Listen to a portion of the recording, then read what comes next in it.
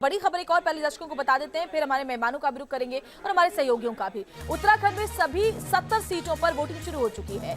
शाम 6 बजे तक वोटिंग होगी और सुबह 8 बजे वोटिंग शुरू हुई है। 11 लाख मतदाता 301 उम्मीदवारों के भाग्य का फैसला करने वाले हैं। और सुरेंद्र रसीला का सीधे हम रुख कर लेते हैं, बाकी भी सहयोगी हमारे साथ आगे जुड़ेंगे।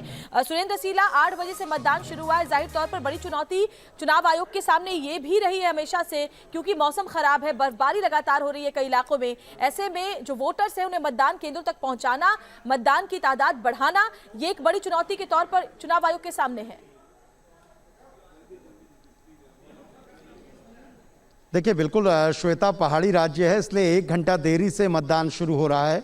8 बजे से मतदान शुरू हुआ है और मैं इस वक्त देहरादून के डिफेंस कॉलोनी के पोलिंग सेंटर में हूँ। पहले भी आपको तस्वीरें दिखाता हूँ। आप देखिए, सुबह से ही अच्छी खासी भीड़ लगना शुरू हो गई है। इस बार कोविड के चलते नियमों में बदलाव किया गया है। सोशल डिस्टेंसिंग हमें नज़र आ रही है।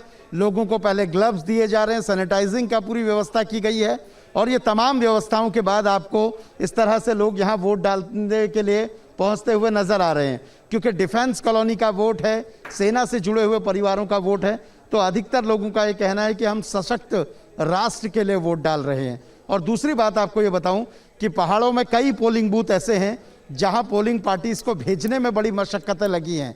कई जगह ऐसी हैं जहां बर्फ बहुत ज़्यादा है, मौसम बहुत ठंडा है, उसके बावजूद अगर मैं अपने वीजे से कहूँगा तो वो दिखाएंगे आपको कि किस तरह से सुबह से ही भीड़ अच्छी खासी नज़र आ रही है। सीनियर सिटीजन के साथ साथ जो युवा हैं वो भी आपको बड़े पैमाने पर नज़र आ रहे हैं। उत्तराखंड की 70 सीटों के लिए आज मतदान होना है और उत्तराखंड में अब तक ये रहा है कि सरकारें बदलती हैं। इस बार भाजपा के लिए चुनौती है कि वो इस मिथक को तोड़े। कांग्रेस के लिए चुनौती है कि 5 साल के वनवास के बाद क्या वो सत्ता में वापस आती है। आम आदमी पार्टी के लिए चुनौती है कि जो तीसरा वैक्यूम है क्या वो उसको भर पाने में कामयाब होगी। जितनी मजबूती से उसने प्रचार किया, क्या जनता को लुभाने में वो कामयाब हुई है।